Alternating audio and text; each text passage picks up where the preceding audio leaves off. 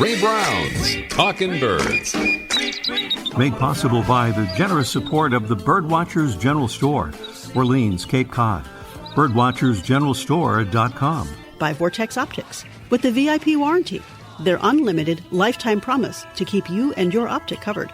Learn more at vortexoptics.com. And Quest Nature Tours, offering expert-led small group tours for bird and nature lovers since 1970. Explore exceptional journeys around the world at questnaturetours.com. And Beautyo Books, an independent, family-owned bookstore carrying one of the largest selections of birding books in the world. BeautyOBooks.com. Good morning, afternoon, or evening. Welcome to our show, number 920. We're starting our show this morning with something hot off the presses. The Steller sea eagle, which is one of the largest eagles in the world, the heaviest, I think, and native to Northeast Asia, and which caused enormous buzz in many parts of the country last year, has just been spotted again. In the state of Maine, according to several reports, the Stellers was seen on Saturday afternoon, it's February 4th, from a bridge over the Back River in a town called Arousic. I think that's how it's pronounced, not far from the city of Portland. So the Stellers buzz is back, at least in coastal Maine. Meanwhile, up at Vancouver International Airport in British Columbia, Canada, Moira, the American crow, has left the scene. According to an official tweet, Moira, who caused a stir when she decided to make the airport terminal her home, was safely re-released on Monday. However, Moira's own official Twitter account, yes, she has one, or at least she did, was not enthusiastic, characterizing the capture as birdnapping and saying that, quote, being manhandled is not appreciated. Good luck out there, Moira. Thanks again to Trevor Fletcher for first alerting us to the story of Moira. Ooh, might be a he. I don't know if we're sure about that. Well, if you've listened to our show for a while, you've heard us talk about plurting. That means picking up litter while birding.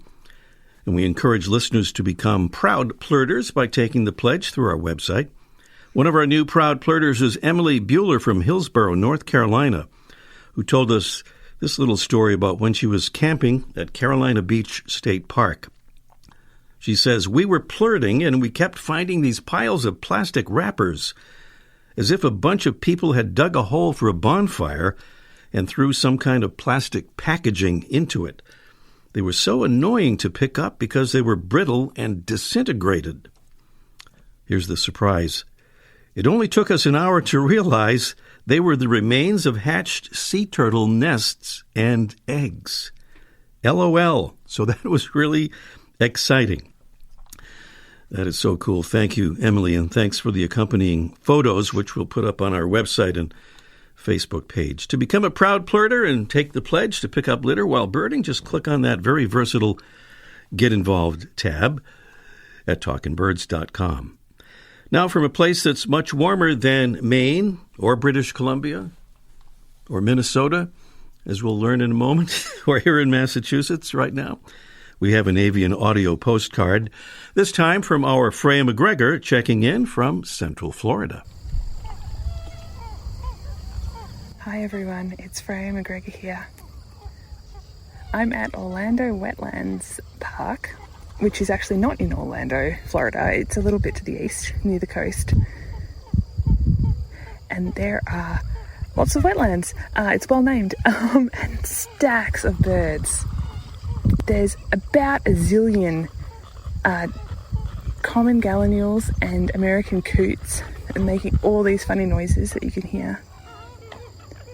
We've seen some sandhill cranes, every kind of heron except yellow crown-eyed herons, and a whole lot of black-bellied whistling ducks, which make me so happy. I think they're such lovely birds. Whistling, even. And a few gators. Oh, and that was one of the 3 barred owls we've heard calling. What a spot. Oh, and a Caspian tern. And a red-shouldered hawk. It's great. Okay, bye. All right, thank you, Freya. Wow, a zillion gallinules and coots. That's got to be some kind of a record there. Thank you for sending that, Freya. We invite Talking Birds listeners to send us audio postcards. We'll have another one from a listener next week, in fact. Just send one to ray@talkingbirds.com. You can just kind of record it on your phone there and send us the file and let us know if you need any assistance with that, and we'll be standing by to assist. Thanks to more Talking Birds listeners who have become ambassadors helping us spread the word about the show, and thanks to Bev Landry from right here in Massachusetts in Dracut, Mass. She says, I saw Stephen Hale do a workshop and tour. That's what got me interested. I listened to the show on WCAP on Sunday morning. Thank you, Bev. That's our great station in the legendary city of Lowell, Massachusetts. And thanks to Bob Healy from Huntsville, Ontario, Canada. Bob gets around. He's birded in southeast Arizona, the lower Rio Grande, Central America, South America, including the Galapagos, Australia, and Alaska. He tells us that his son-in-law and he are planning a road trip to Bonaventure Island in the Gulf of St. Lawrence, just off Quebec's Gaspé Peninsula, in June, looking for 11 species of seabirds, including the northern gannet and Atlantic puffin. I believe there are not a zillion northern gannet there, but maybe 100,000 plus, I understand, the biggest population anywhere on the planet. To become a Talking Birds ambassador, just go to talkingbirds.com. It's that same place there, that Get Involved button. Very easy to become an ambassador and to be one, for that matter. Just hand out at your convenience and leisure cards that we'll send to you. Again, it's the Get Involved button there at talkingbirds.com. Still to come today, the great Laura Erickson will tell us about 100 plants to feed the birds. That's her new book about how we can turn our home gardens into healthy bird habitats. Also today, Mike O'Connor, almost live from the archive, reporting about owl watching at the airport. Very different kind of an airport. And up next, our featured feathered friend wants to be noticed and knows how to do it, and is presented by Birdwatching Magazine. For more than a quarter century, Birdwatching has been North America's premier magazine about wild birds and birding. Sometimes, if you're really small, you have to do things to get noticed. That seems to be the case for today's featured feathered friend, the blue-gray gnatcatcher, which calls attention to itself through its constant motion, its scratchy but intense calls and songs, and the side-to-side flicking of its long, white-edged tail. That tail and its bluish-gray and white plumage give it the nickname Mini Mockingbird.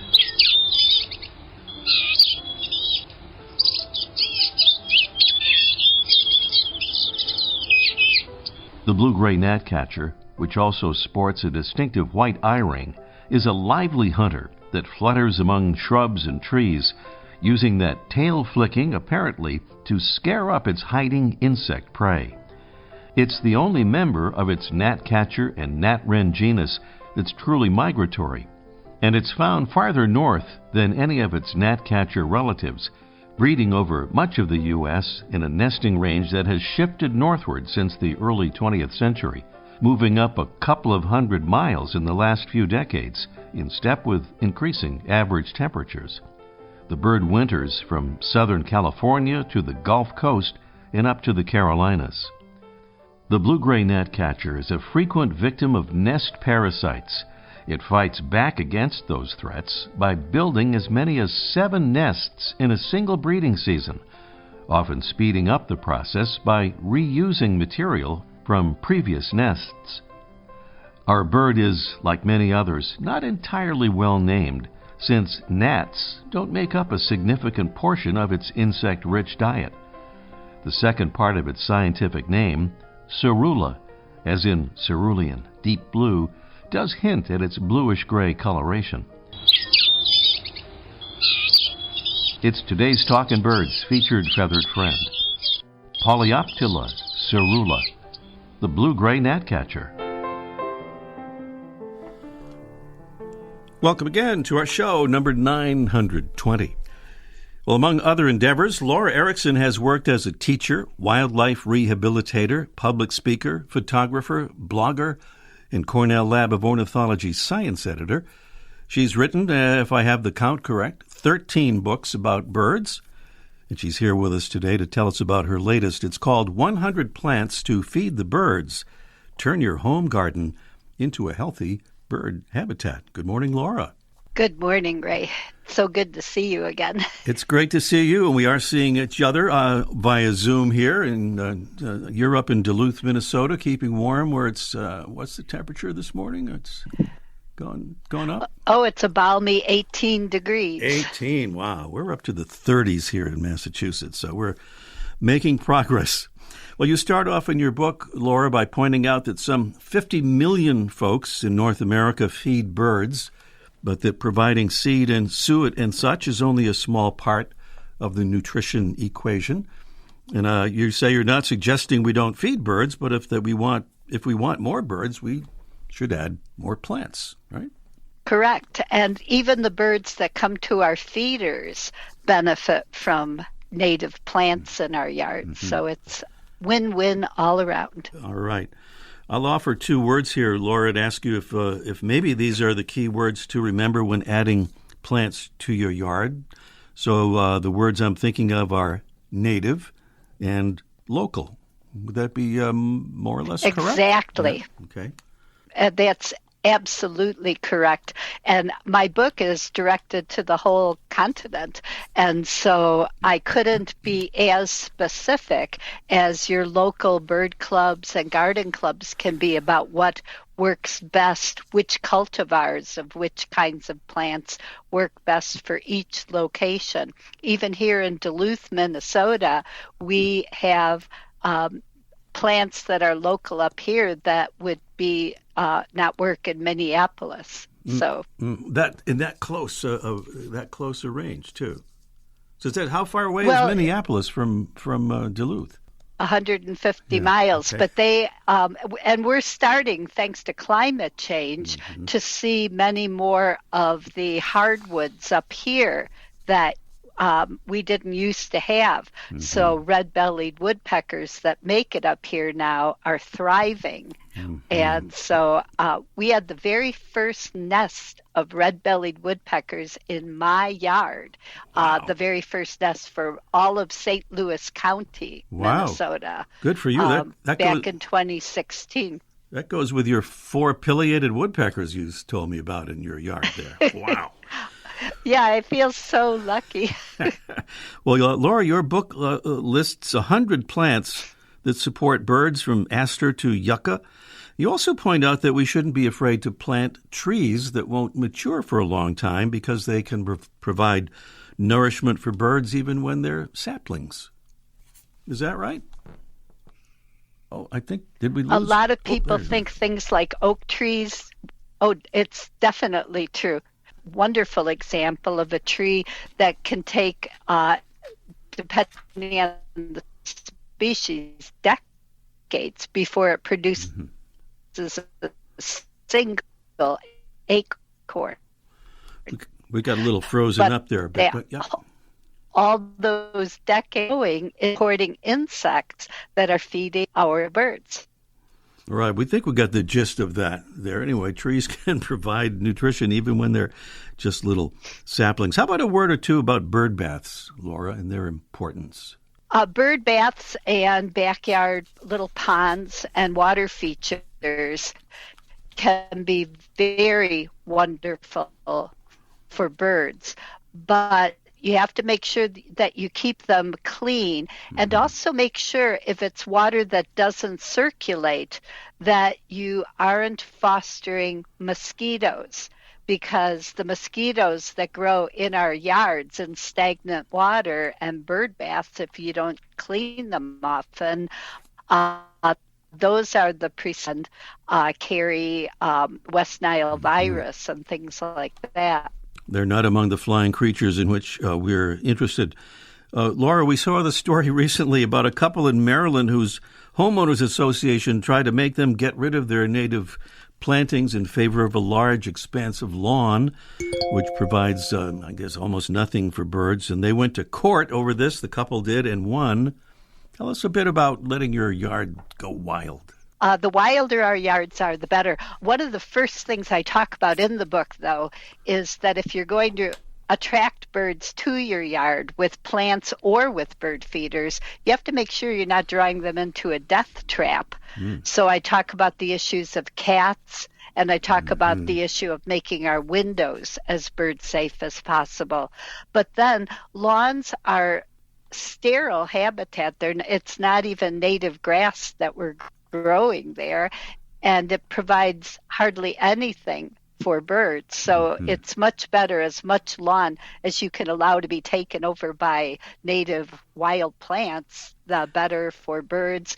And people have this mindset about what is attractive, and perhaps that could be expanded a little. I've never seen anything prettier than hummingbirds at bee balm. Laura, your book is they're not going to get any food. Oh, go on. Your book is so comprehensive, I was about to say, but as you mentioned a moment ago, and as you say in the book, no book can list all the best choices for every yard all around the country. Tell us just quickly, in the minute we have left, about the list you provide of native plant societies in the U.S. and Canada that can help.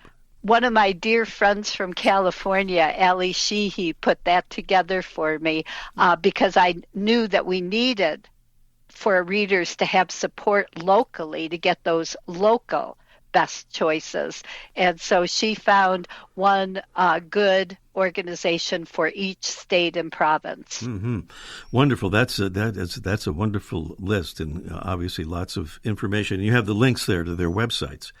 So, Laura, legendary birder and field guide author, and our friend Ken Kaufman says this is the best book he's seen on planting to attract birds, and he calls it an essential reference. That kind of says it all, I think. The book is called 100 Plants to Feed the Birds. Turn your home garden into a healthy bird habitat. It's by Laura Erickson. Laura, thank you for this wonderful book, and good luck with it. Thanks so much for having me, Ray. It's so good to see you again. It's great to see you right there, almost in person. All right, Laura Erickson here on Talking Birds. And up next, it's our Mystery Bird Contest in just 1 minute. The flutter of a tail feather, the flash of a wing bar in mid-flight. You don't always have a lot of time to identify a bird in nature, let alone to appreciate its beauty. But with Vortex Optics, you'll have the power to bring every wild moment closer.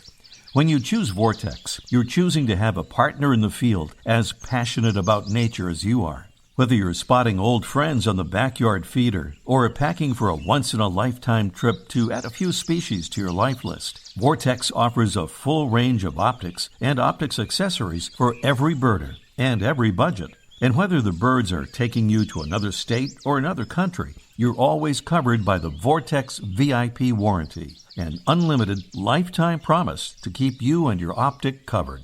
If you'd like to learn more, or if you need help choosing your next optic, give Vortex a call at 1-800-4VORTEX or visit vortexoptics.com. Here's the sound of our mystery bird. Did we not play this earlier?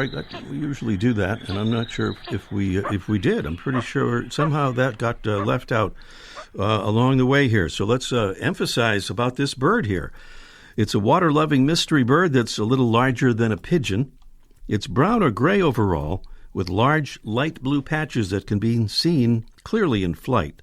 That's on the front of the wing. The male has a large white vertical crescent on his face. Our bird, which breeds over much of the northern half of the U.S. and winters in Florida and points south, is found in shallow ponds and wetlands, where it feeds on aquatic invertebrates, seeds, and plants. Clues in the sound of our mystery bird and beautiful prizes include the Brome Bird Care Mega 600 feeder. With an extra large tube that holds nearly 2.5 pounds of seed, it's easy to clean and chew-proof. It includes the Brome seed ventilation system to keep the seed cool and dry, and it comes with the Brome Lifetime Care warranty. And from Wisdom Supply, a $20 gift certificate for their wonderful plastic-free products for school and office. And today's the last day for our mystery bird winner to be entered in the random drawing, which we'll do next week. for that beautiful pair of Vortex Viper binoculars, or a binocular. It's the 8x2 Vortex Viper. This is an amazing binocular, full-size, lightest, most compact full-size binoculars on the market among them. It has stunning resolution and color fidelity and edge-to-edge clarity, and that's a special bonus prize in a drawing next week. So if you win the Mystery Bird Contest today, you'll be eligible in that random drawing next week. 781-837-4900 is the all-important number to call. And don't forget, no correct answer means we'll do a drawing to determine our winner. So feel free to take a guess if you're not sure. 781-837-4900. Meanwhile, almost live from the archive, it's Let's Ask Mike. It's just in 1 minute. Beautyo Books carries one of the largest selections of birding books in the world. New, used, and rare books covering everything from backyard birding to general ornithology, from field guides to photography skills, biography, fiction, and humor. You'll find it all, along with the knowledgeable customer service you've been looking for, in one convenient place. BeautyOBooks.com.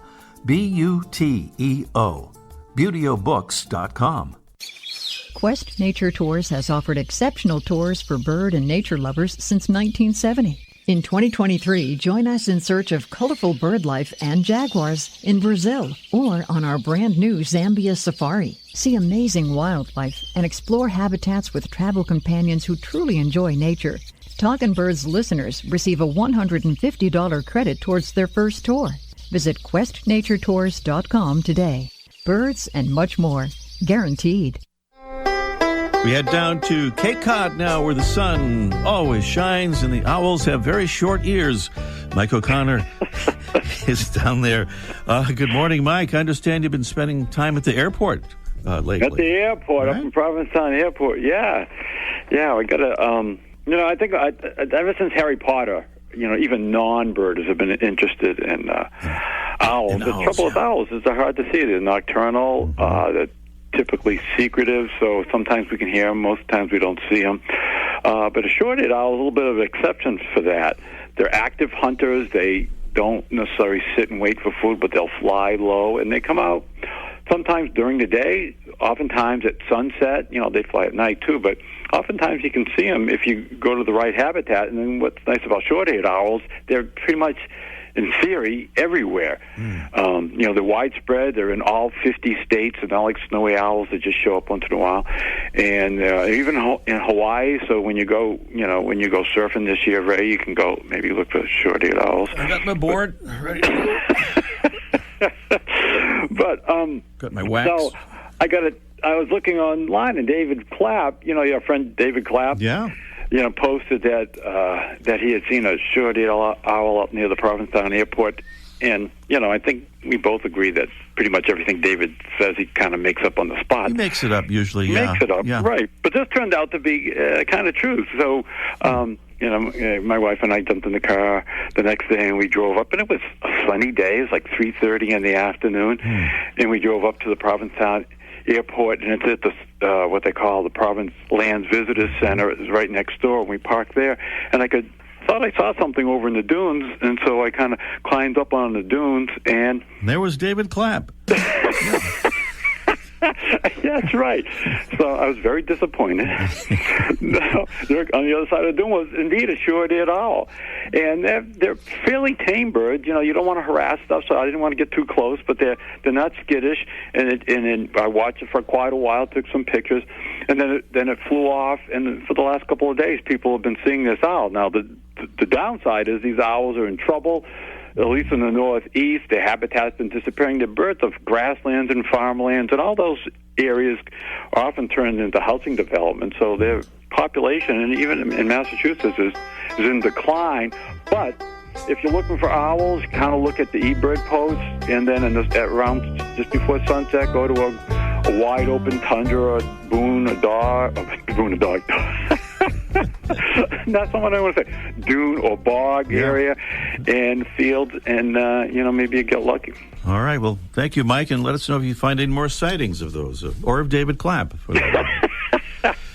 All right, we'll talk next week, Ray. Thank you, Mike O'Connor, down there at the Birdwatchers General Store on Cape Cod.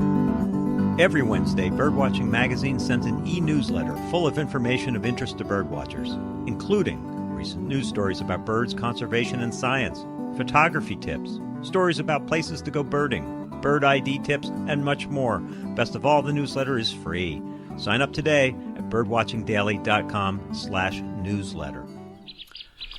It's our Mystery Bird and our Mystery Bird contest at 781-837-4900. A water-loving mystery bird that's a little bigger than a pigeon, brown or gray overall with large light blue patches that can be seen clearly in flight. That's on the front of the wing. The male has a large white vertical crescent on its face. And Johnny is somewhere in Florida to make us feel terrible about how cold it is up here. Good morning, Johnny. Good morning, Ray.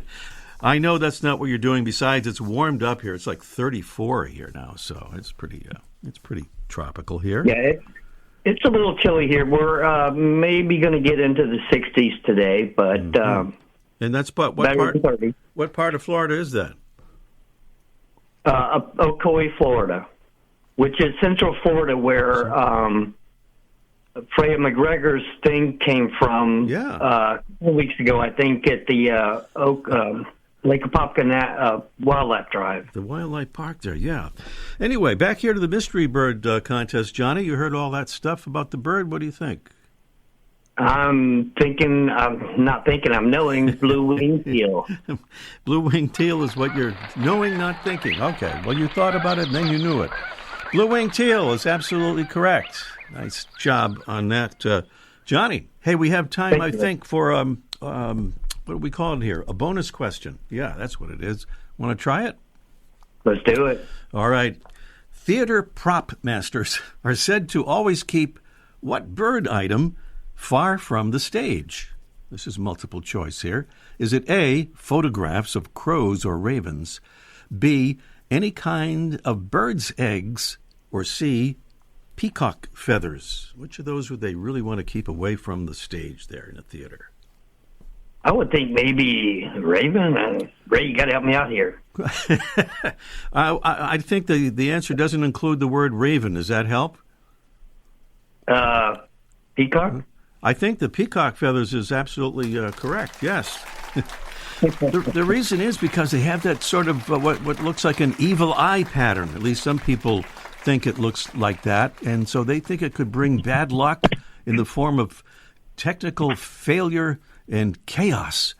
And I guess that evil eye thing goes all the way back to Plato and even the Bible, where the fear of the feathers themselves has existed, they tell us, since at least 1242, when they were linked to Mongols who advanced into Europe. That might be more great information. More info than we need, but there's the story. And so, Johnny, you're a winner on the contest and on the bonus prize, so stay on the line and we'll arrange things. Thanks, Ray. Love the show. Thank you so much. Thank you, Johnny. Johnny, down there in Central Florida, we're out of time for this morning's show. Just a reminder and an invitation to join our Talkin' Birds flock. That's the Facebook group for Talkin' Birds listeners. And here's the thing about that. If you were to sign up today, you could become our 500th member. We checked this morning. We have 499 folks in the flock sharing all kinds of interesting information and observations and pictures and videos. You can just go to Talkin' Birds, go to Facebook.com and then Talkin' Birds flock in the search bar. That ought to do it. And that is our show for this morning. Thanks for listening. We'll see you next week. Bird show. I like that. I love it. Ray Brown's Talkin' Birds. Made possible by the generous support of the Birdwatchers General Store, Orleans, Cape Cod. Birdwatchersgeneralstore.com. By Vortex Optics. With the VIP warranty, their unlimited lifetime promise to keep you and your optic covered. Learn more at vortexoptics.com. And Quest Nature Tours, offering expert-led small group tours for bird and nature lovers since 1970. Explore exceptional journeys around the world at questnaturetours.com. And Beautyo Books, an independent family-owned bookstore carrying one of the largest selections of birding books in the world. Beautyobooks.com.